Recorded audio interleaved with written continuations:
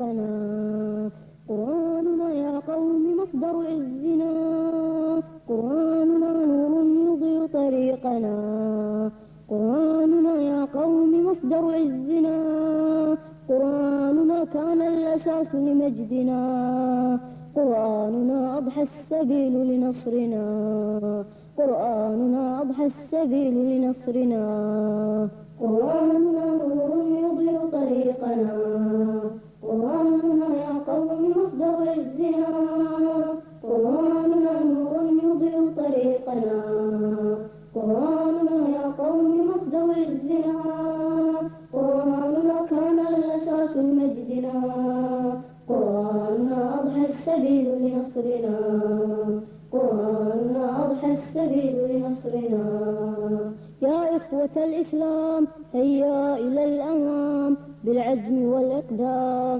بصحبة القرآن يا إخوة الإسلام هيا إلى الأمام بالعزم والإقدام بصحبة القرآن بصحبة القرآن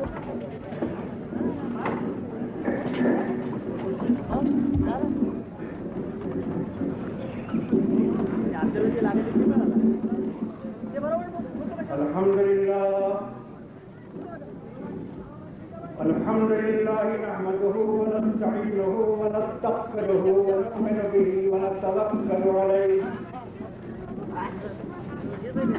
ونعوذ بالله من شرور أنفسنا ومن سيئات أعمالنا من يهده الله فلا مضل له ومن يضلله فلا هادي له ونشهد أن لا إله إلا الله وحده لا شريك له ونشهد أن محمدا عبده ورسوله من يطع الله ورسوله فقد رشد ومن يعص الله ورسوله فقد غوى أما بعد قال الله تعالى في القرآن المجيد والفرقان الحميد أعوذ بالله من الشيطان الرجيم بسم الله الرحمن الرحيم يا أيها الذين آمنوا اتقوا الله حق تقاته ولا تموتن إلا وأنتم مسلمون واعتصموا بحبل الله جميعا ولا تفرقوا وقال عز وجل والمؤمنون والمؤمنات بعضهم أولياء بعض يأمرون بالمعروف وينهون عن المنكر ويقيمون الصلاة ويؤتون الزكاة ويطيعون الله ورسوله أولئك سيرحمهم الله إن الله عزيز حكيم وعد الله المؤمنين والمؤمنات جنات تجري من تحتها الأنهار خالدين فيها ومساكن طيبة في جنات عدن ورضوان من الله أكبر ذلك هو الفوز العظيم. رفقاء محترم برادران اسلام اور بہنوں اور بیٹیوں، السلام علیکم ورحمۃ اللہ وبرکاتہ. اورنگ آباد ایک نہایت قدیم اور تاریخی شہر ہے. صدیوں پہلے بزرگان دین اور اولیاء اکرام یہاں اس کے قرب جوار میں تشریف لا چکے ہیں اور سلسلہ بیت و ارشاد اور تلمس کے ذریعے انہوں نے اپنے وقت کے حالات کے پیش نظر اسلام کی تبلیغ کی، اس کی حفاظت کی اس کے دفاع کی اور اس کی اقامت کی کوشش کی. پھر اس کی تاریخی حیثیت یہ بھی ہے کہ مغل دور کا ایک حکمراں اورنگزیب عالمگیر علیہ الرحمہ جس نے مستقل کوشش کی کہ وہ اس وقت کی بادشاہت کو خلافت میں تبدیل کر دے، وہ بھی یہاں تشریف لائے اور ان کا مزار بالکل قریب دولت آباد میں موجود ہے. اور شہر کی سب سے بڑی تاریخی خصوصیت یہ ہے کہ بر صغیر ہند میں تحریک اسلامی کی رہنشانیاں کا جو دور 14ویں صدی ہجری میں شروع ہوا، اس کے بانی مبانی علامہ سید مولانا مودودی علیہ الرحمہ اپنا بچپن کسی شہر میں گزار چکے ہیں. یہی انہوں نے اپنی ابتدائی تعلیم پائی ہے.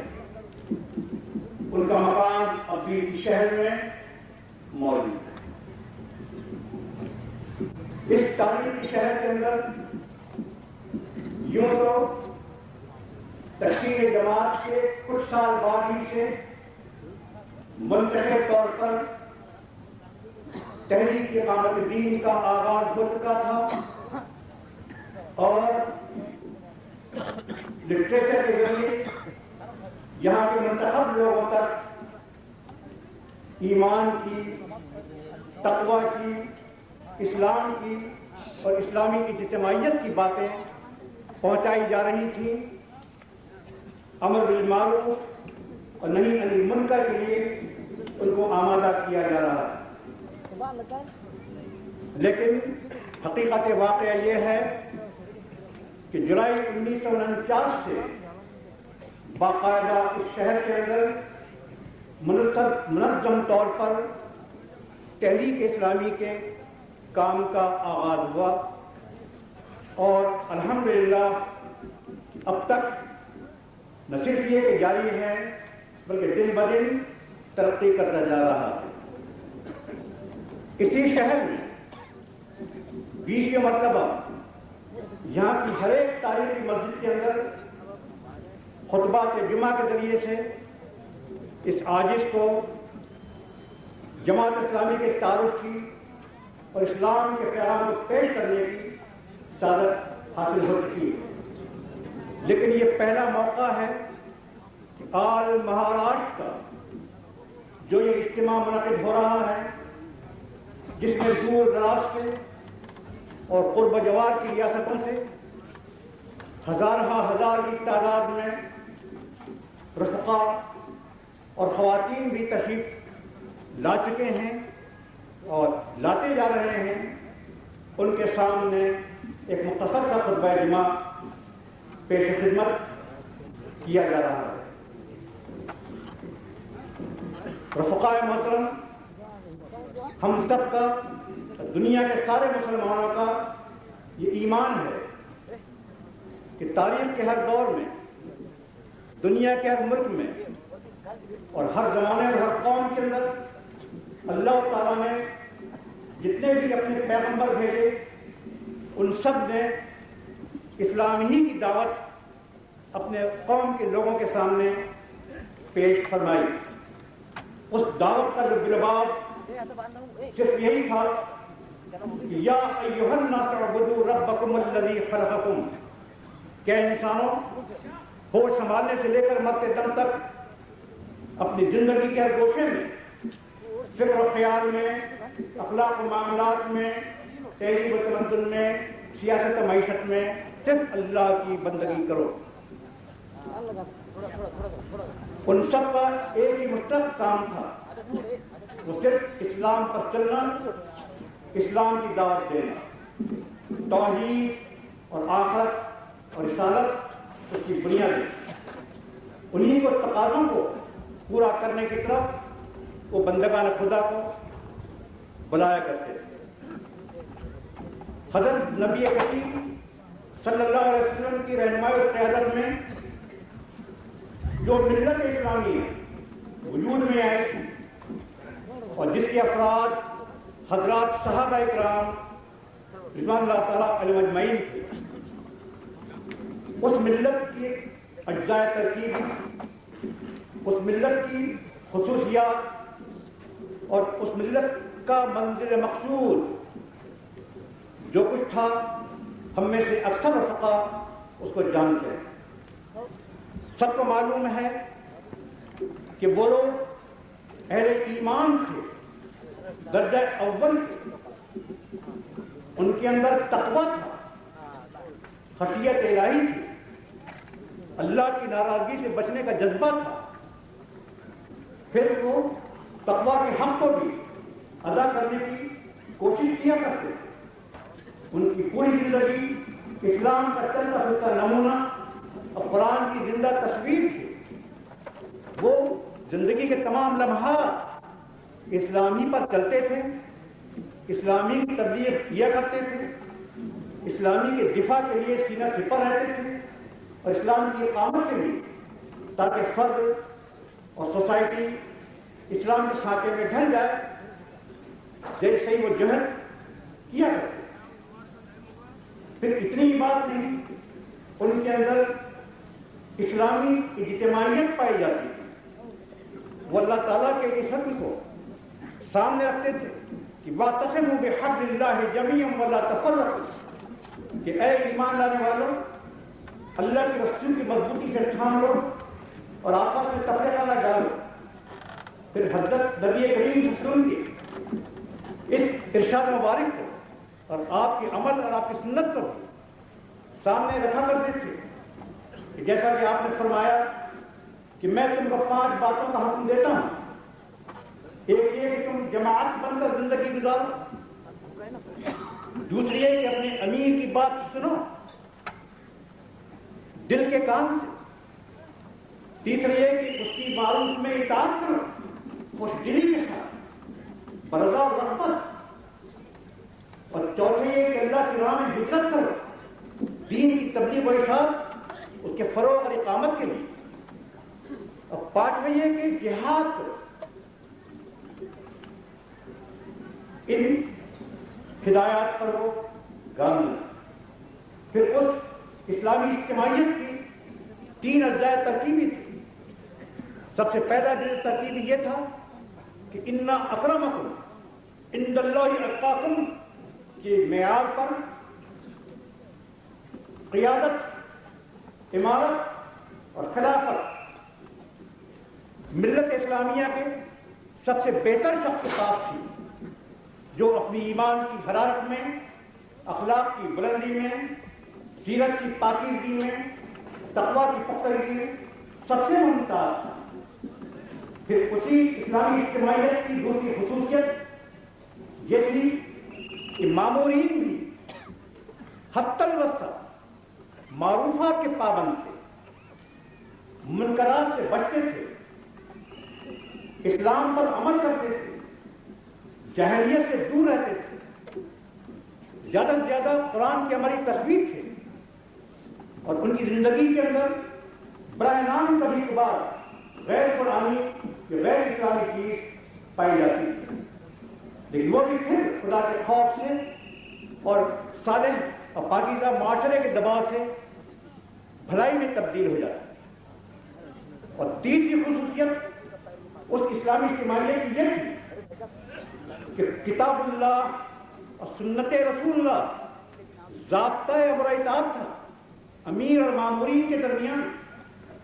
وہ جانتے تھے کہ خیر الحدیث کتاب اللہ و خیر الحدی حدی محمد صلی اللہ علیہ وسلم، کہ بہترین کلام اللہ کا کلام ہے اور بہترین طریقہ محمد صلی اللہ علیہ وسلم کا طریقہ ہے۔ وہ اندھی پیروی نہ کرتے تھے، نہ اس کی تعلیم اسلام نے دی، بلکہ کتاب اور سنت کی لگام وقت کے رہنما کے منہ میں ہوتی، اور جتنے مامورین ہوتے وہ اس لگام کو تھامے ہوئے ہوتے۔ اگر وقت کا قائد زندگی کے کسی گوشے میں غیر اسلامی راہ پر بڑھتا تو وہ لقمہ دے لیتے، لگام کھینچ لیتے، معاشی غلطی کرتا تو معاشی لقمہ دیتے، سیاسی غلطی کرتا سیاسی لقمہ دیتے، سماجی غلطی کرتا تو سماجی لقمہ دیتے۔ غرض یہ کہ لگام ہاتھ میں رکھتے، اس کو راہ راست پر برقرار رکھتے، قائد غلط راستے پر نہیں جا سکتا۔ یہ 3 اجزاء ترکیبی تھی اس ملت اسلامیہ کے، جو ایک نظریہ کی ملت تھی، مثالی اسلامی اجتماعیت تھی، جو اخلاقی طاقت تھی، جو ایک ڈائنامک فورس تھی، ایک انقلابی قوت تھی، ایک اصلاحی جوہر تھی، خیر امت، یہ اس کے اجزاء ترکیبی۔ پھر اسی ملت کے ایک ایک فرد کے اندر 4 خصوصیات کوٹ کوٹ کے بھری ہوئی تھی، اور سب خصوصیات ایک دوسرے سے مربوط تھی، ان میں چولی اور دامن کا ساتھ تھا، ایک دوسرے سے گہرا تعلق تھا۔ پہلی خصوصیت یہ تھی، سب کے سب ایک مقصد پر متحد تھے، وہ مقصد آخرت کی فلاح کے لیے، اللہ تعالیٰ کی رضا اور خوشنودی کے لیے نیکیوں کو قائم کرنے کی کوشش کرنا اور برائیوں کو مٹا ڈالنے کے لیے سرحد کی بازی لگا دینا، جس کو ہم قرآن کی اصطلاح میں اقامت دین کہتے ہیں، کبھی شہادت حق کہتے ہیں، کبھی امر بالمعروف و نہی عن المنکر کہتے ہیں، اور کبھی ہم اس کو حکومت الہیہ کے نام سے یاد کیا کرتے ہیں۔ تو یہ ان کا مقصود جو تھا، اس پر سب متحد۔ اور دوسری خصوصیت ان کی یہ تھی کہ ان سب کے درمیان میں اعتراف پایا جاتا تھا، ان میں آپس میں خلوص تھا، ان میں محبت تھی، اخلاص الہیت کی بنیاد پر وہ ایک دوسرے سے لگاؤ رکھتے تھے، ایک دوسرے کو چاہتے تھے، محض اپنے قائد کی قانونی پیروی اطاعت نہیں کیا کرتے تھے، اپنے قائد کو اپنے دل میں جگہ دیتے تھے، اس سے محبت کرتے تھے، قانونی اور اخلاص کے ساتھ، محبت کے ساتھ وہ اس کی اطاعت کیا کرتے تھے، معروف کے اندر۔ پھر اعتراف کے اندر یہ بات بھی شامل تھی کہ ملت کے جن افراد کے اندر جو صلاحیتیں پائی جاتی ہیں، ڈویژن آف لیبر، تقسیم اقشار کے اصول کے تحت ان افراد کو انہی کاموں کے لیے لگا دیا جائے تاکہ اجتماعیت صحیح طریقے پر اپنے فرض کو انجام دے سکے۔ پھر تیسری خصوصیت ایک ایک فرد کے اندر اس ملت کی یہ تھی کہ ان کے درمیان امتزاج پایا جاتا تھا۔ آپ جانتے ہیں کہ ایک ماں کی پیٹ سے جو اولاد پیدا ہوتی ہے، ان کے طبائع میں، ان کے مزاجوں میں، ان کی پسند اور ناپسند میں، بہت سی چیزوں میں اختلاف ہوا کرتا ہے۔ بالکل اسی طریقے سے اجتماعیت کے اندر بھی جو لوگ کسی نظم پر جمع ہو جاتے ہیں، ضروری نہیں ہے کہ سب کے طبائع، سب کا مزاج، سب کی نفسیات، سب کی ناپسند اور پسند کا معیار یکساں ہو۔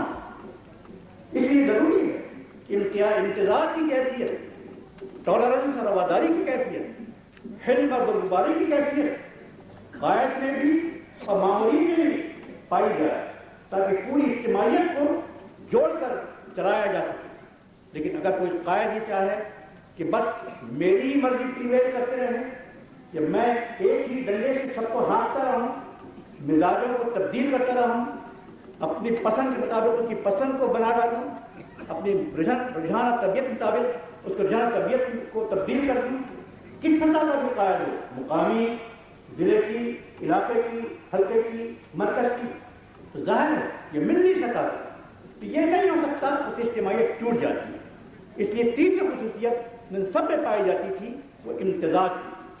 اور آخری اور چوتھی اہم ترین خصوصیت یہ تھی کہ ان میں نظم تھا، جس طرح کہ اس مائکرو فون کے اندر ایک نظم ہے کہ سوئچ آن کر دینے سے یہ اپنا کام برابر انجام دے رہا ہے، بار بار ٹھیلنے کی اور اکسانے کی ضرورت اس کو پیش نہیں آ رہی ہے۔ ایسا ان میں نظم تھا کہ امیر اور قائد کی جانب سے یا اس کے نمائندے کی جانب سے یا اس کے نائبین کی جانب سے وقتاً فقتاً جتنی ہدایات زبانی یا تحریری روانہ کی جاتی رہتی تو وہ اس پر عامل اور گامزن رہتے، بار بار اکسانے کی، یاد دہانی کرنے کی کوئی ضرورت پیش نہ آتی۔ نظم کا یہ تقاضا ہے کہ آدمی جس چیز کو حق جانتا ہے، جس نظمین سے قلبی لگاؤ رکھتا ہے، اس کی خاطر جس اجتماعیت سے وابستہ ہے، وہ مسلسل حرکت میں رہے، زندگی کی آخری سانس تک اپنے فرض کو انجام دینے کی کوشش کرتا رہے، ذرہ برابر بھی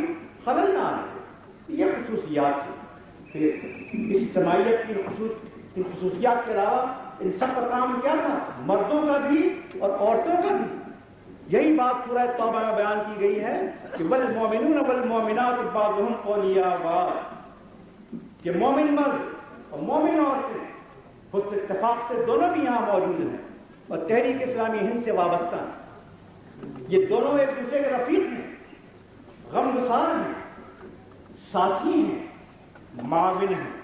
کن کاموں میں؟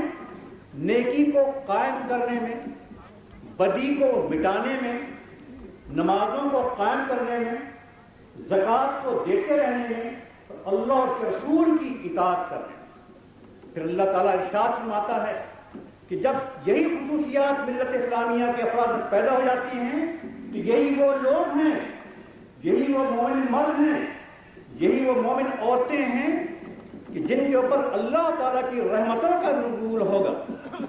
دنیا میں اس کی شکل ہوگی کہ خلافت عرضی ان کو عطا کی جائے گی، تو زمین پر اللہ کے وارث ہوں گے، اللہ کے دین کو غالب کرنے والے ہوں گے، زکوٰۃ کے صلاۃ کے نظام کو قائم کرنے والے ہوں گے، نیکیوں کے پرچار کرنے والے ہوں گے، اور یہ فرد کو، سوسائٹی کو اور اسٹیٹ کو خدا کے قانون کے مطابق چلانے والے ہوں گے، کہ دنیا میں سربلندی نصیب ہوگی۔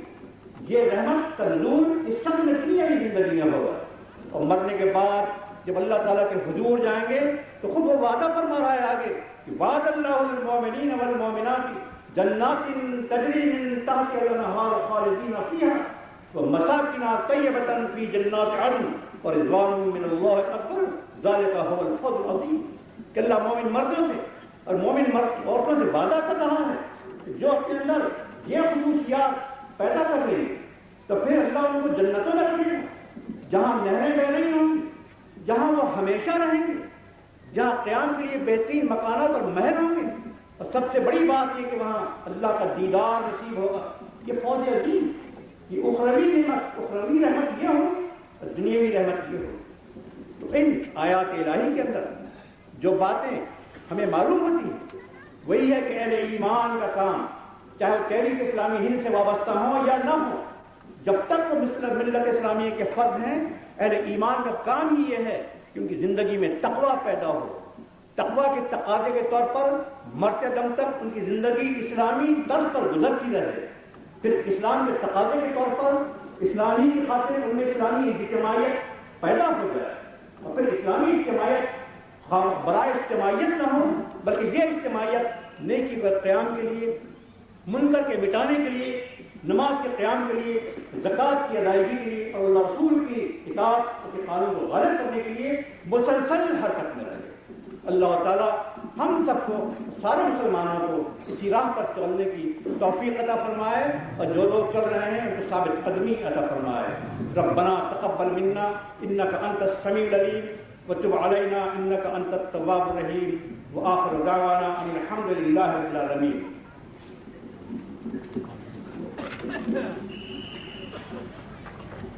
الحمد لله نحمده ونستعينه ونستغفره ونؤمن به ونتوكل عليه ونعوذ بالله من شرور انفسنا ومن سيئات اعمالنا من يهده الله فلا مضل له ومن يضلل فلا هادي له ونشهد ان لا اله الا الله صلى الله عليه وعلى اله واصحابه وسلم تسليما كثيرا كثيرا اما بعد إن الله وملائكته يصلون على النبي يا أيها الذين آمنوا صلوا عليه وسلموا تسليما اللهم صل وسلم وبارك على سيدنا ونبينا وشفيعنا ومولانا محمد الأمين وعلى آله وأصحابه الطاهرين خصوصا من عند الأب الأمير أمير المؤمنين سيدنا أبي بكر الصديق رضي الله تعالى عنه وعلى الزاهدين الغار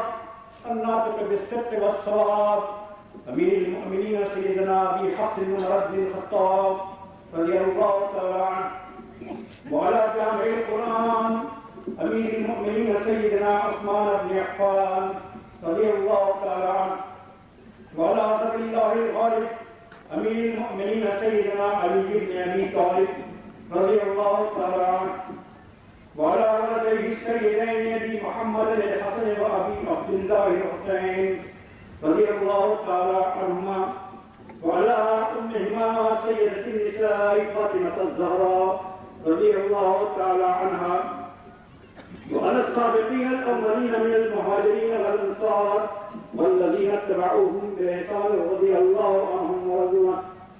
اللهم ربنا آتنا في الدنيا حسنة وفي الآخرة حسنة وقنا عذاب النار، واغفر للمؤمنين والمؤمنات والمسلمين والمسلمات الأحياء منهم والأموات.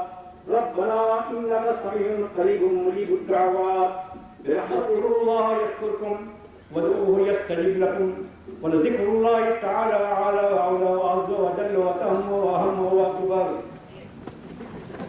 صفحے ٹھیک کر لیجیے گا بالکل. اللہ اکبر.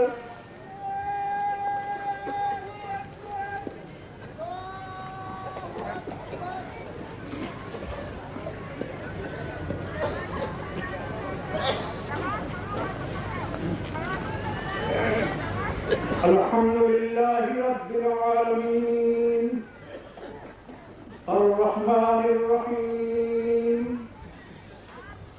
مالك يوم الدين إياك نعبد وإياك نستعين اهدنا الصراط المستقيم صراط الذين أنعمت عليهم غير المغضوب عليهم ولا الضالين.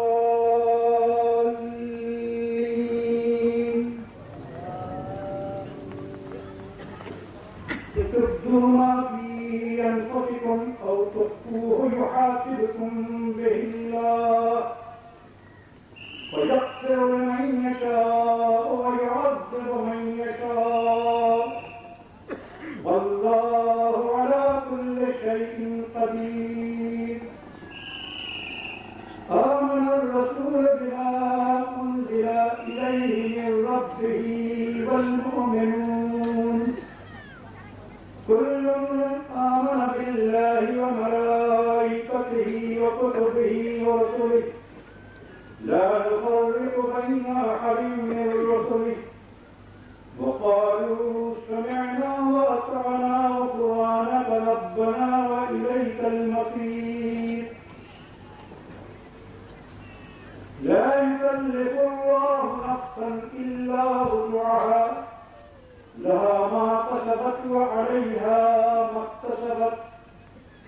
ربنا لا تؤاخذنا إن نسينا أو أخطأنا ربنا ولا تحمل علينا إصرا كما حملته على الذين من قبلنا ربنا ولا تحملنا ما لا طاقة لنا به واعف عنا واغفر لنا وارحمنا أنت مولانا فانصرنا على القوم الكافرين. الله أكبر.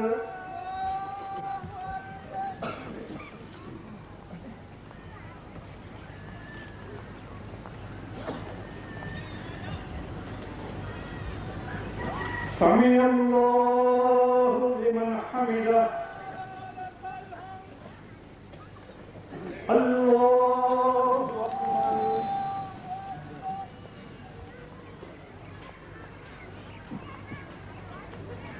الله أكبر. الله أكبر. الله أكبر.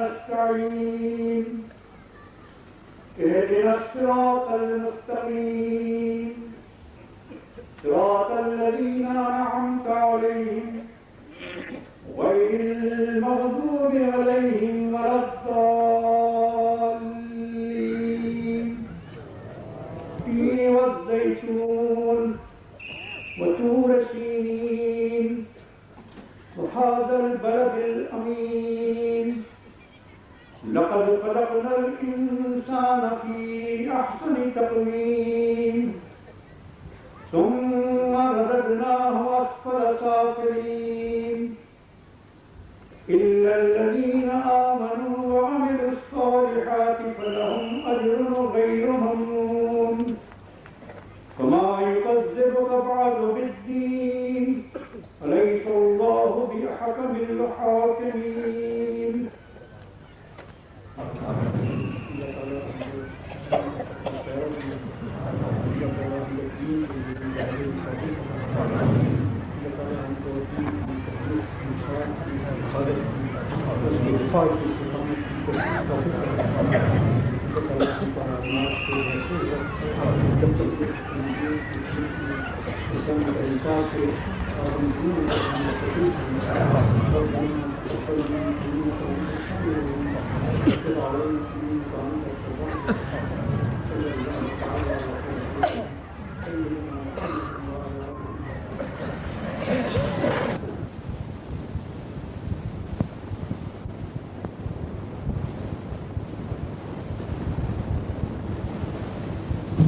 قرآننا نور يضيء طريقنا قرآننا يا قوم مصدر عزنا قرآننا نور يضيء طريقنا قرآننا يا قوم مصدر عزنا قرآننا كان الأساس لمجدنا قرآننا أضحى السبيل لنصرنا قرآننا أضحى السبيل لنصرنا قرآننا نور يضيء طريقنا قرآننا يا قوم مصدر عزنا.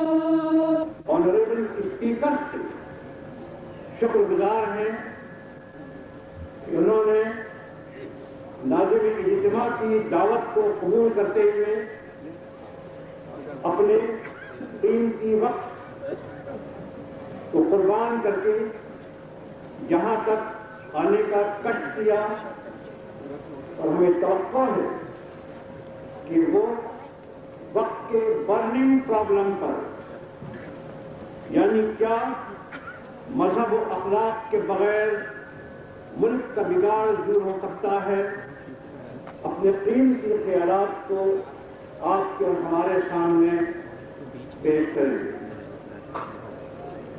پھر میں یہ بھی ضروری سمجھتا ہوں کہ جو شہر کے معزز تعلیم یافتہ ذی اثر اور ملک و ملت اور انسانی مسائل سے دلچسپی رکھنے والے افراد دور دراز سے یہاں تشریف لائے ہیں ان کو بھی ہم شکریہ ان کی خدمت میں پیش کریں اور ان سے یہ امید رکھتے ہیں کہ وہ آخر تک تمام تقریروں کو بغور سنتے رہیں گے سنجیدگی سے اپنے ذہن میں جگہ دینے کی کوشش کریں گے اور جو بات بھی مقررین کی زبان سے حق صحیح اور سماج کے سدھار کے لیے صحیح معلوم ہو اسے دل میں جگہ دے کر اپنی عملی زندگی میں اس کو اپنائیں گے کہ deeds are much better than the words. عمل سے زندگی بنتی ہے جنت بھی جہنم بھی کہ خاکی اپنی فطرت میں دوری ہے نہ ناری ہے. اب میں آپ کو یہ بتانا چاہتا ہوں کہ 27 اگست 1941 سے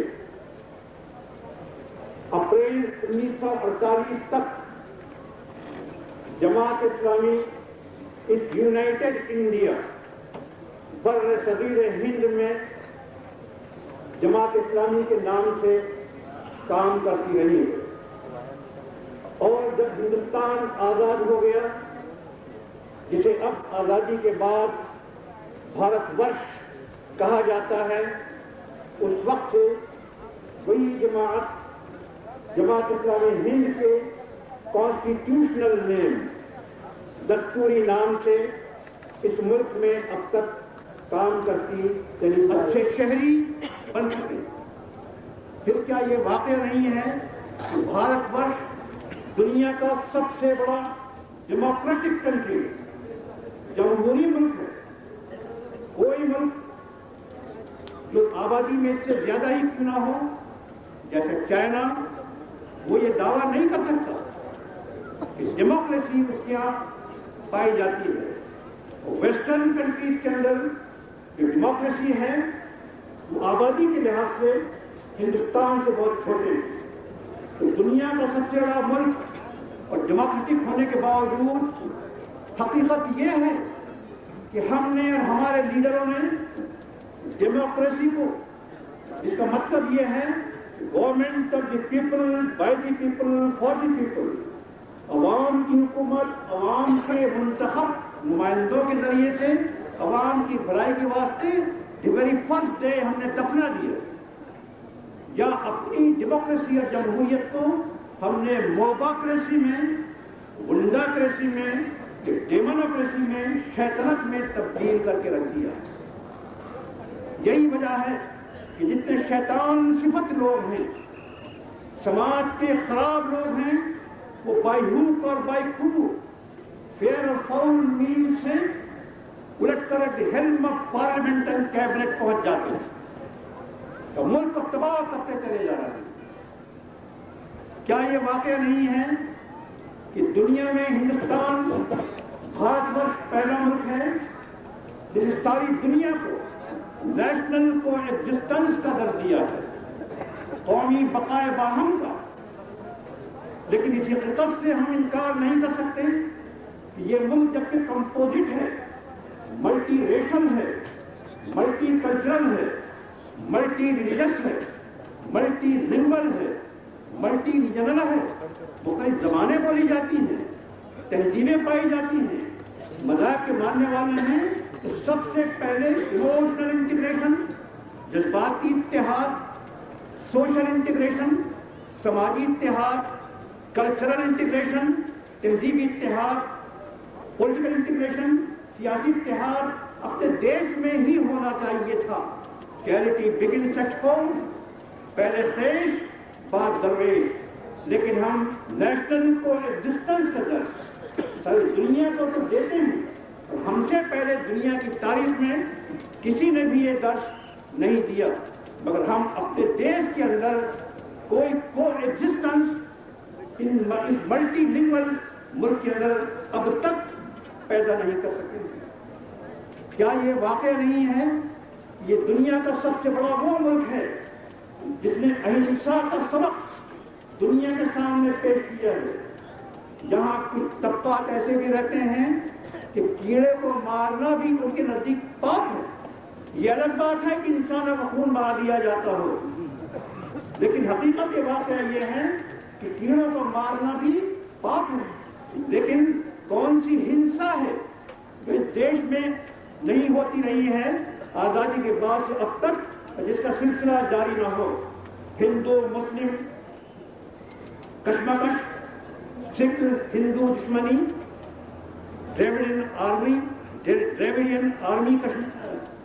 آرین کشمکش، بنگالی آسامی لڑائی جھگڑے، مہاراشٹرین گجراتی لڑائی جھگڑے، برہمن نان برہمن کشمکش.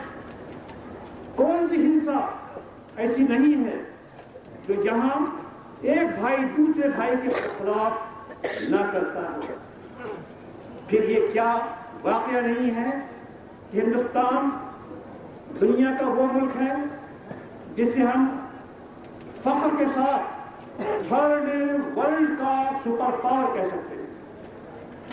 ابھی تک دنیا دو ہی سپر پاورز کے نام سے واقف ہے، ایک امریکہ ویسٹرن سپر پاور اور دوسرے Russia eastern and communist super power. لیکن نان الائنڈ ملک 100 سے زیادہ ہیں، غیر جانبدار ممالک 100 سے زیادہ تعداد میں ہیں. ان کا موجودہ چیئر پرسن اور رہنما ہمارا ملک اور اس کی وزیر اعظم مسز اندرا گاندھی ہیں.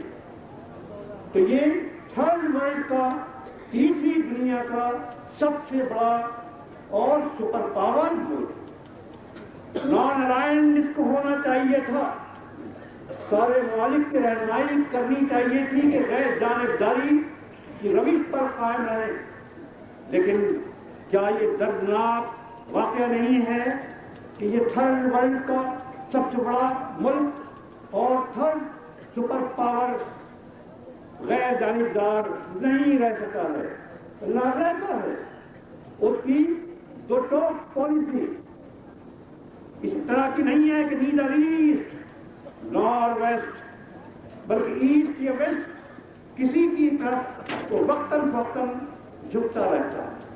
تو کہنے کا مطلب یہ ہے کہ آج ہمارا یہ بھارت ورش آتش فشاں پہاڑ کے دہانے پر ہے، والکینو کے منہ پر ہے، جس میں سے ہر گھڑی ہر سیکنڈ ایک لاوا ابل رہا ہے، اخلاقی خرابی کا، سوشل ڈس آرڈر کا، معاشی لوٹ کھسوٹ کا، پولیٹیکل انسٹیبلٹی کا، سیکشل انارکی کا۔ غلط انسان جس برائی کا تصور کر سکتا ہے اس کا لاوا دن رات ابل رہا ہے۔ کوئی شخص، کوئی گروپ، کوئی پارٹی اور ملک کا کوئی لیڈر یہ نہیں سوچتا کہ سماج کے اندر لاوا ابل رہا ہے، جو ہماری بگاڑ پیدا ہو گیا ہے، ہاؤ ٹو ریکنسٹرکٹ اٹ، اس کو دوبارہ تعمیر کیسے کی جائے، تو کون سے پرنسپلس ہیں، کون سے اصول ہیں، کون سی آئیڈیالوجی ہے، کون سا طریقہ ہے جو کمپلیٹ ہے، جو کنسٹرکٹیو ہے، جو ریفارمیٹیو ہے، جو جسٹ اینڈ ہیومین ہے، جو انسانی فطرت کے مطابق ہے، اور جس کے اندر solution of all the problems of humanity پائے موجود ہے، وہ کون سا ہے کہ جس کو اپنا کر ہمارے دل کا بگاڑ دور ہو سکتا ہے۔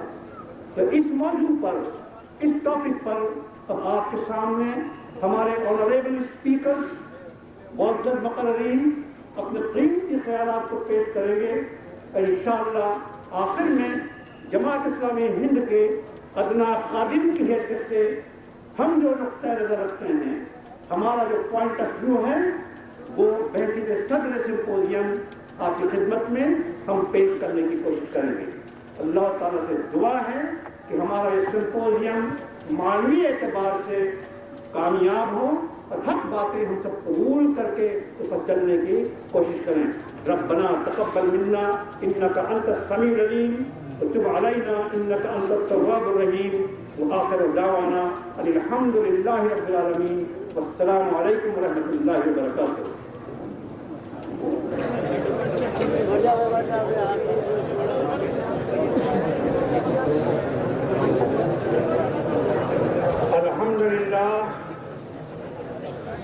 الحمد لله رب العالمين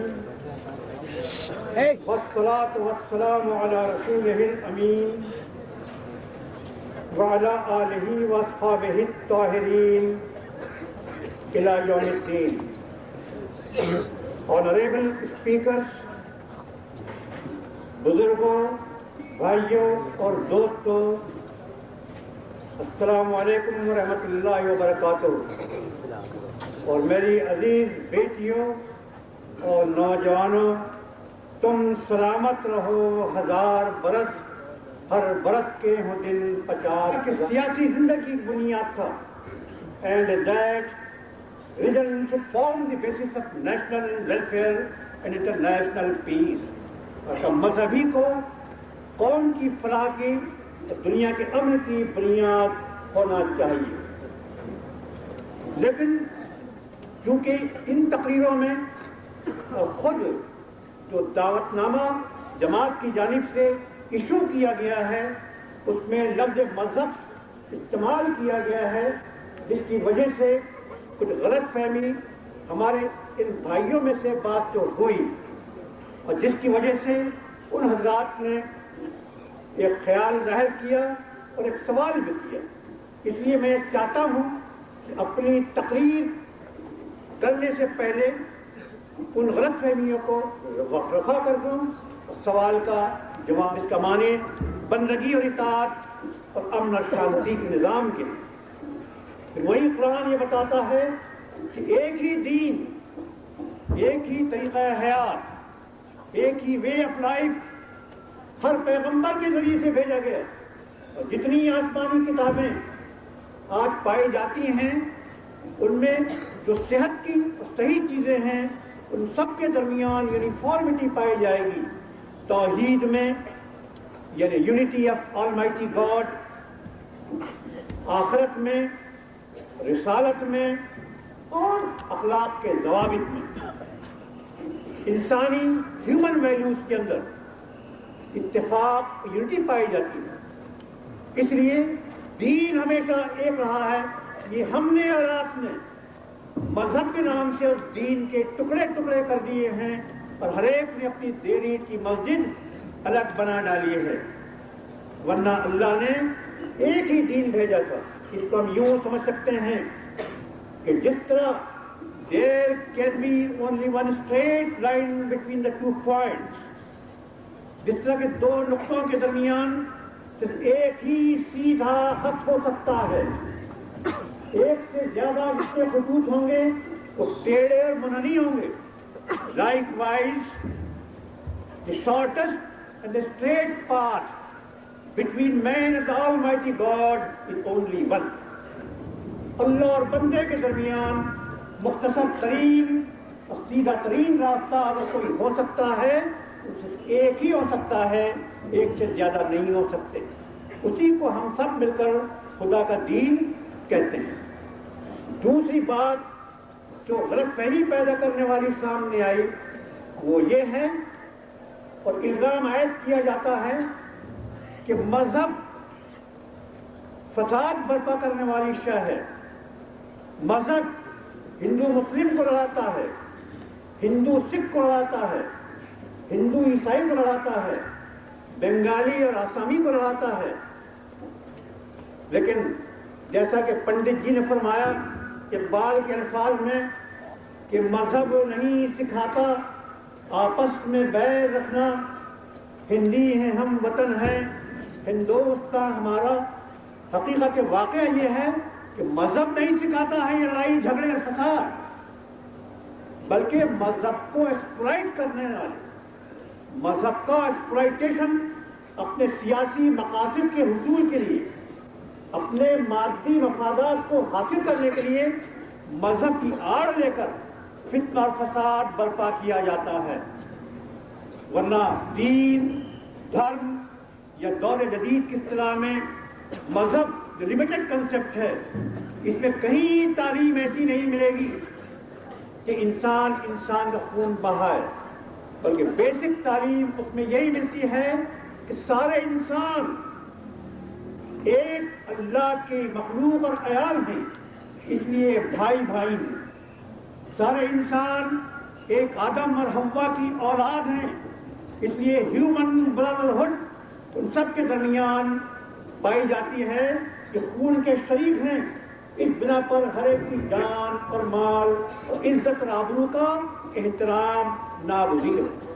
اور یہی بات دین کہتا ہے کہ تمام انسان irrespective of caste and creed, race and color انسان ہیں.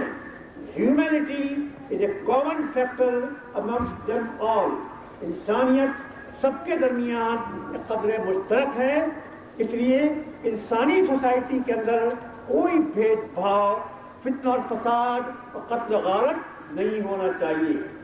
دین اور دھرم کی جب یہ تعلیم ہو تو یہ کیسے کہا جا سکتا ہے کہ فساد کی بنیاد، لڑائی جھگڑے کی بنیاد صرف دھرم ہے؟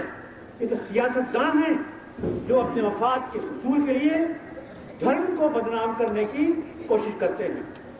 اب ان تمیدی کلمات کے بعد میں اختصار کے ساتھ ٹاپک پر یہ کہنا چاہتا ہوں کہ میرے معزز مقرر صاحبان، میری ماں، بہنوں اور بیٹیوں، میرے عزیز دوستوں اور ساتھیوں اور عزیز نوجوانوں،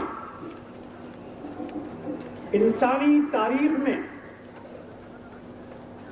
فرد کی تعمیر، سماج کے سدھار اور اسٹیٹ کی تشکیل کے لیے یا فرد کے اندر کے بگاڑ کو دور کرنے، سماج کی خرابیوں کو ختم کرنے اور اسٹیٹ کے اندر سے ہر طرح کے کرپشن کو نکال پھینکنے کے لیے دو ہی طریقے اختیار کیے گئے ہیں.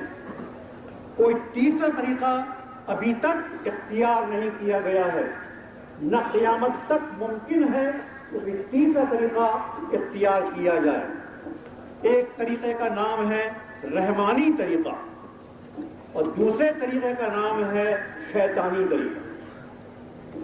رحمانی طریقہ کہتے ہیں ڈیوائن کریڈ، وہ وے آف لائف جو انسانوں کے خالق نے، مالک نے، حاکم نے، رازق نے، ساورن نے، سوزرن نے، چیریشن نے، نریشن نے اور لا گیور نے ہر دور میں دیا. اس کو کہتے ہیں ڈیوائن کریڈ، رحمانی طریقہ، جس میں فرد کی، سماج کی اور اسٹیٹ کی تعمیر تین اصولوں پر کی جاتی ہے: توحید، آخرت اور رسالت. توحید کا مطلب یہ کہ اللہ ایک ہے اور اسی کی ہدایات کے مطابق انسانوں کو زندگی گزارنی چاہیے، اسی کے واج پر چلتے رہنا چاہیے. رسالت کا مطلب یہ ہے کہ اللہ نے اپنے منشا اور اپنی ہدایات کو، اپنے دین اور اپنے کریڈ کو اپنے سلیکٹ میسنجرز کے ذریعے سے بھیج دیا، جنہوں نے عمل کر کے دکھا دیا. اس لیے ان کی زندگی ہمارے لیے نمونہ ہے. اسی کے مطابق زندگی گزارنے ہی سے سماج پیدا ہو سکتا ہے اور بگاڑ دور کیا جا سکتا ہے. اور آخرت کا معنی یہ ہے کہ انسان کو ایک دن مرنا ہے، مر کر جی اٹھنا ہے اور اٹھنے کے بعد اپنے رب کے حضور پہنچنا ہے. اپنے افکار کا، اپنے خیالات کا، اپنی عملی زندگی کے ایک ایک گوشے کا اس کے سامنے جواب دینا ہے. کوئی یہ چاہے کہ میں جانا نہیں چاہے گا تو لے جایا جائے گا. کسی نے سچ کہا ہے، زندگی کیا ہے؟ مسافر کا سفر پردیس میں. زندگی کیا ہے؟ مسافر کا سفر پردیس میں. موت کیا ہے؟ لوٹ کر پھر اپنے گھر جانے کا نام. ون ڈے اور the other we have to go there. Almighty lord کے سامنے جانا ہوگا. اور اگر ہم نے یہاں اچھے اعمال کیے ہوں گے تو وہاں انعامات سے نوازے جائیں گے اور سب سے بڑا انعام جنت اور جنت الفردوس ہوگا. اور یہاں پاپ کیے ہوں گے، گناہ کیے ہوں گے تو وہاں سزا دی جائے گی اور بدترین سزا دوزخ کی آگ ہوگی. للرجال نصیب مما اکتسبوا وللنساء نصیب مما اکتسبن. جو مرد جیسے اعمال کرے گا ویسی جزا یا سزا کا مستحق ہوگا اور جو عورت جیسے اعمال کرے گی ویسی جزا یا سزا پائے گی. تو ایک ڈیوائن وے، رحمانی طریقہ یہ رہا. دوسرا شیطانی طریقہ، یعنی خدا کی ہدایات سے بے نیاز ہو کر، رسالت کا انکار کر کے اور آخرت کی فراموشی کی روش کو اپنا کر انسان اپنے ذہن سے جو اخلاقی ضابطہ، جو سماجی طریقہ، جو معاشی قاعدہ، جو سیاسی ڈھنگ کا لیے ایک کوڈ آف کانڈکٹ بناتا ہے، اس کا نام ہے شیطانی طریقہ. یہ رحمان کا نہیں ہوتا، اللہ کے نافرمان کا، اس کے باغی کا، شیطان کا ہوا کرتا ہے. یہ شیطانی طریقہ ہے جس کو دور جدید کی اصطلاح میں سیکولرزم کہتے ہیں. اور اسی سیکولرزم کے بطن سے کمیونزم نکلا، سوشلزم نکلا، کیپٹلزم نکلا، فیوڈلزم نکلا، فیسزم نکلا، نازیزم نکلا، منارکی نکلی. تو اسی سیکولرزم کے بطن سے یہ سارے شیطانی طریقے نکلے ہیں. اور آج دنیا کے ہر ملک نے کسی نہ کسی شیطانی طریقے کی بنیاد پر فرد کی، سماج کی، اسٹیٹ کی بگاڑ کو دور کرنے کے لیے پلان بنائے یا سنوارنے کے لیے طریقے اختیار کیے. مگر پوری دنیا کی تاریخ گواہ ہے کہ مرض بڑھتا گیا جو دوا کی. پنڈت جی نے سچ فرمایا کہ آزادی کو 36 سال ہو گئے، آزادی کے بعد جتنی تباہی آئی ہے، جتنا بگاڑ آیا ہے، جتنا کرپشن آیا ہے، اگر یہ کہا جائے تو اس سے بڑی سچی بات کوئی نہیں ہو سکتی کہ corruption has become the national character. Corruption قومی کردار بن گیا ہے. نیچے سے اوپر تک ہر شخص کرپٹ ہے، پولیٹیکلی کرپٹ ہے، مورلی کرپٹ ہے، سوشلی کرپٹ ہے، اکنامکلی کرپٹ ہے، کلچرلی کرپٹ ہے. ہر فیلڈ آف لائف میں، زندگی کے ہر میدان میں کرپٹ ہی کرپٹ ہے. تو corruption has become the national character, قومی کردار بن گیا ہے. یہ حقیقت ہے کہ اسی شیطانی طریقے کو، چاہے اس کا نام سوشلزم دے دیجئے یا اس کو کمیونزم کہہ دیجئے یا ڈیموکریٹک سوشلزم کہہ دیجئے یا مکسڈ اکنامی والا چوچو کا مربع کہہ دیجئے، لیکن بہرحال وہ طریقہ خدا کا دیا ہوا نہیں ہے.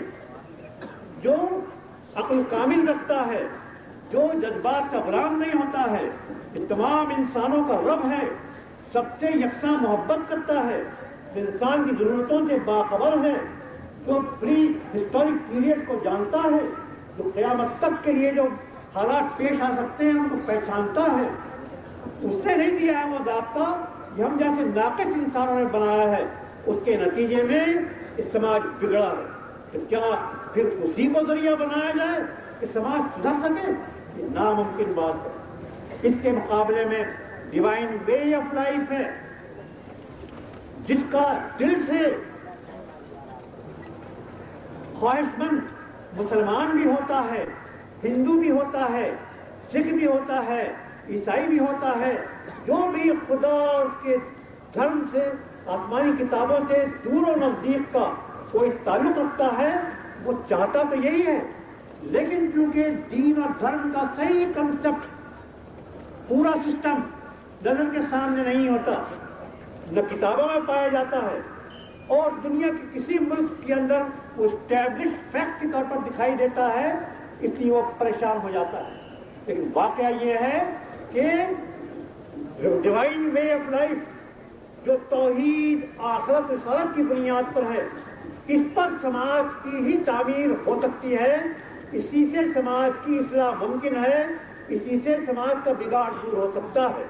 کیونکہ سماج میں جب ہمگیر بگاڑ پیدا ہو گیا ہے تو اس کے اصلاح کے لیے ایک ایسا وے آف لائف ہونا چاہیے جو کمپلیٹ ہو، یعنی مکمل، جو ریفارمیٹو ہو، یعنی جو اصلاحی طاقت رکھتا ہو، جو کانسٹرکٹیو ہو، جس میں تعمیر کی طاقت ہو، جو جسٹ اینڈ ہیومن ہو، یعنی متوازن اور منصفانہ ہو، جس سے انصاف کی توقع کی جاتی ہو، اور جو نیچرل ہو، انسانی فطرت کے مطابق ہو، اور جس کے اندر یہ صلاحیت ہو کہ کتنے ہی برننگ پرابلمز سماج میں پیدا ہوں، کسی ملک میں کتنا ہی بگاڑ پیدا ہو جائے، اس کو دور وہ کر سکتا ہو. ایسا نظام صرف اللہ بنا سکتا ہے کہ وہ کامل ذات ہے، بے عیب ہے، اس میں کوئی نقص نہیں ہے. انسانوں نے جتنے نظام اب تک بنائے ہیں وہ ناقص ہے.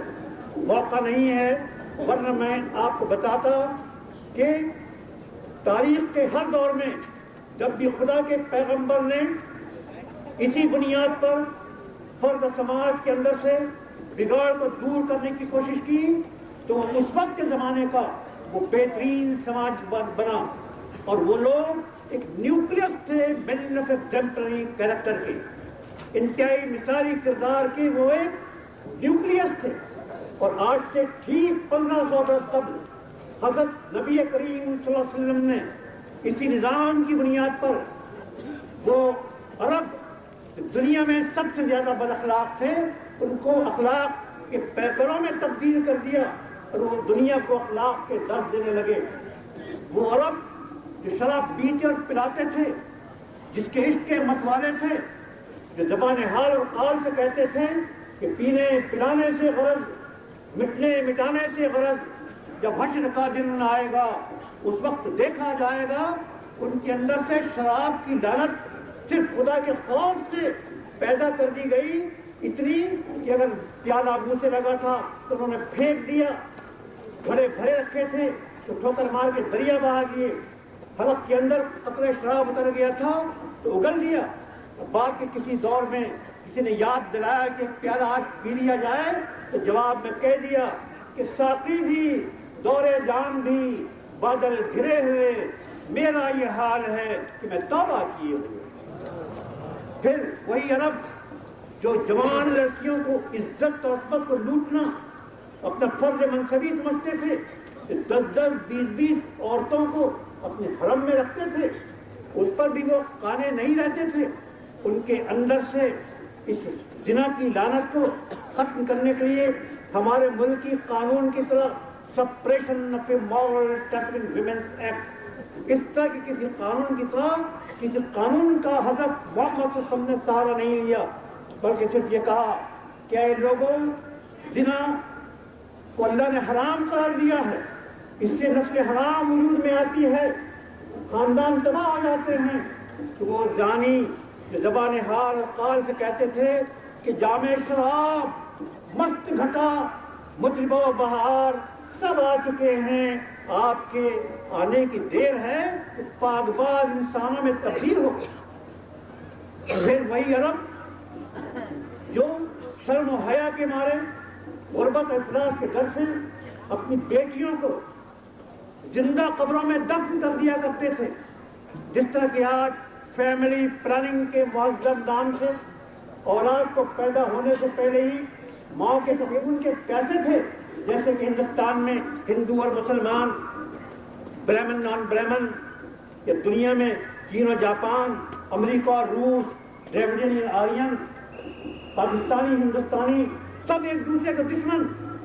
انسانیت کو جغرافیائی، نسلی، لسانی ٹکڑوں میں تقسیم کر دیا ہے، یہ سب آرٹیفیشل تقسیم ہے، ہیومن سوسائٹی کی ایک مصنوعی تقسیم ہے، یہ سب ایک دوسرے کے دشمن بنا دیے گئے ہیں۔ ان کے اندر یکتا یکجہتی پیدا کرنے کے لیے کوئی نیشنل انٹیگریشن کونسل نہیں بنائی گئی، قومی یکتا کا کوئی ہفتہ حضرت محمد صلی اللہ علیہ وسلم نے نہیں منایا، بلکہ صرف اللہ کے دین کا یہی اصول جس کا ذکر میں نے کیا پیش کیا کہ اے عرب کے لوگوں، تم سب خدا کے بندے ہو، آدم اور حوا کی اولاد ہو اور انسان ہو، اس لیے بھائی بھائی ہو، ایک دوسرے کی جان و مال کا احترام ضروری ہے۔ تاریخ گواہ ہے، سورج کی آنکھ شاہد ہے کہ ان میں ایسا ایموشنل انٹیگریشن، جذباتی اتحاد، ایسا سوشل انٹیگریشن، سماجی اتحاد، ایسا کلچرل انٹیگریشن، تہذیبی اتحاد، ایسا پولیٹیکل انٹیگریشن، سیاسی اتحاد، اور ایسا نیشنل انٹیگریشن، قومی اتحاد، ایسا ہیومن انٹیگریشن، انسانی اتحاد پیدا ہوا کہ صہیب رومی، سلمان فارسی، بلال حبشی اور ابو بکر عربی زبان وطن، رنگ اور نسل جدا، شیر و شکر ہو گئے۔ کیا تاریخ بتا سکتی ہے کہ ایسی اتحاد، ایسا یکتا، ایسا ہیومن انٹیگریشن پیدا ہوا؟ یہ دھرم کی وجہ سے، اور لمبی تفصیل ہو سکتی ہے، لیکن چونکہ ٹھیک 9:30 بجے مجھے اپنی بات ختم کر دینی ہے، اس لیے میں آخری بات اس میں کہنا چاہتا ہوں کہ وہ عرب جنہوں نے کبھی حکومت نہیں کی تھی، جو اونٹ چلایا کرتے تھے، اونٹوں کی نکیلیں جن کے ہاتھوں میں ہوتی تھی، جب اللہ کے دین کے راستے پر چلے، دھارمک بن گئے، اخلاق میں اونچے ہو گئے، کردار کے پیکر بن گئے، سچے اور ایماندار ہو گئے، انسانیت دوست ہو گئے، ایک دوسرے کا حق ادا کرنے لگے، تو اللہ تعالیٰ نے صرف 23 سالہ پیغمبرانہ زندگی کے اندر حضور ہی کی قیادت میں مدینہ منورہ کے اندر دنیا کا صالح ترین، پاکیزہ ترین ایگزمپلری سماج بنا کے دکھا دیا، توحید کی بنیاد پر، آخرت کی بنیاد پر اور رسالت کی بنیاد پر۔ یہ سماج ہی نہیں بنایا بلکہ ورلڈ منیچر اسلامک گورنمنٹ، ایک مثالی نمونے کی اسلامی حکومت قائم کر دکھائی۔ حکومت کی خاطر نہیں بلکہ حکومت ذریعہ بنایا گئی کہ قرآن کے اندر جتنے سول لاز ہیں، جتنے کرمنل لاز ہیں، جتنی مورل ویلیوز ہیں، جتنی سوشل ویلیوز ہیں، جتنے معاشی ضابطے ہیں، جتنے سیاسی طریقے ہیں، سب اسٹیبلش ہو سکیں، امپلیمنٹ ہو سکیں، نافذ کیے جا سکیں۔ وہ تاریخ کا ایک مثالی دور تھا۔ آج بھی اگر ہم چاہتے ہیں کہ اپنے ملک کے بگاڑ کو دور کریں، the only way out، واحد راستہ سوائے اس کے کچھ نہیں ہے کہ لوگ اب بھی ہوش میں آ جائیں، خاص طور سے حکمراں، party in power, parties in opposition, مسلمان، ہندو، مرد، عورتیں، نوجوان، سب ہوش میں آ جائیں کہ پانی سر سے اونچا ہوتا جا رہا ہے۔ جتنے نسخے اب تک استعمال کیے جا چکے ہیں، ان میں کوئی بھی ایسا نہیں ہے جو ملک سے، دنیا سے اور ہم میں سے بگاڑ کو دور کر سکے۔ صرف ایک ہی نسخہ ہے اور وہ یہی ہے کہ سب لوگ مل کر خدا کے دین کو پہچانیں اور سمجھیں، اس کے مطابق اپنی زندگی گزارنے کی کوشش کریں۔ آخری بات میں عرض کرنا چاہتا ہوں غیر مسلم بھائیوں سے کہ اس میں کوئی شک نہیں کہ آسمانی کتاب جو اتری ہیں، سب کتابیں جو اتری ہیں وہ یقیناً اللہ کی طرف سے ہیں، لیکن یہ بھی واقعہ ہے کہ حالات کے دباؤ کی وجہ سے یا زمانے نے کروٹیں بدلی، بیشتر بلکہ سب کتابوں میں سوائے قرآن کے کچھ ایسی تحریف، کمی بیشی، رد و بدل ہو گیا ہے کہ اس میں فرد کی تعمیر کے لیے، سماج کے سدھار کے لیے، اسٹیٹ کی تشکیل کے لیے وہ پرنسپلس نہیں ملتے ہیں جس پر سب مطمئن ہو جائیں۔ الحمدللہ قرآن وہ واحد کتاب ہے اللہ کی جس کا شوشہ شوشہ، حرف حرف، لفظ لفظ محفوظ ہے، سینوں میں بھی، کاغذ پر بھی اور زبانوں کے اوپر بھی۔ آج تک اس میں ذرہ برابر بھی چینج نہیں ہوا ہے۔ یہ تمام انسانوں کی کامن پراپرٹی ہے۔ قرآن صرف مسلمانوں کی کتاب نہیں ہے، وہ کہتا ہے اپنے آپ کو کہ میں ہدی للناس ہوں، میں تمام انسانوں کے لیے ہدایت نامہ ہوں۔ قرآن کہتا ہے کہ اللہ رب الناس ہے، ملک الناس ہے، الہ الناس ہے، انسانوں کا رب ہے، انسانوں کا بادشاہ ہے، انسانوں کا الہ ہے۔ کہ جس طرح دنیا کا یہ فارمولا، الجبرا کا یہ فارمولا کہ A plus B whole square equal to A square plus B square plus 2ab، الف جمع بے کی قوت 2 مساوی ہوتا ہے الف کی قوت 2 جمع بے کی قوت 2 جمع 2 الف بے۔ یہ دنیا کی کون پراپرٹی ہے؟ بالکل اسی طریقے سے خدا کا اخلاقی ضابطہ، خدا کا سیاسی ضابطہ، خدا کا سماجی ضابطہ، خدا کا معاشی ضابطہ تمام انسانوں کی کامن پراپرٹی ہے۔ آئیے آپ اور ہم سب مل کر خدائی کے راستے کو پکڑیں، اس پر چلیں اور اوپر والوں کو بھی جو ہیلم آف پارلیمنٹ کیبنٹ ہے اس راستے پر چلانے کے لیے کاندھے سے کاندھا ملا کر بے غرض، بے لوث اپنی تعمیر کرتے ہوئے، اپنے کردار کو سنوارتے ہوئے، اپنی زندگی سے بگاڑ کو ختم کرتے ہوئے ایک موومنٹ بن جائیں۔ وداؤٹ اینی موومنٹ، بغیر جدوجہد کے، بغیر تحریک کے، تقریروں سے، سمپوزیا سے اور اسی طرح کی چیزوں سے انقلاب نہیں لایا جا سکتا ہے۔ اس لیے ضرورت ہے کہ ہم کاندھے سے کاندھا ملا کر موومنٹ کو لے کر آگے بڑھیں۔ چلی آئے گی منزل آپ سے آپ، یہاں درکار بس عزم سفر ہے۔ بس جماعت اسلامی ہند آپ کو، سارے انسانوں کو، پورے ملک کے حکمرانوں کو، دنیا کے انسانوں کو عزم سفر کی دعوت دیتی ہے، اور یہی پیغام ہے جس کے لیے ہم لوگ وقتاً فوقتاً اس طرح کے اجتماعات کیا کرتے رہتے ہیں۔ اللہ تعالیٰ سے دعا ہے کہ ہم سب کو حق کو سمجھنے کی، اس کو قبول کرنے کی، اس پر عمل کرنے کی توفیق عطا فرمائے۔ ربنا تقبل منا انک انت السمیع العلیم وتب علینا انک انت التواب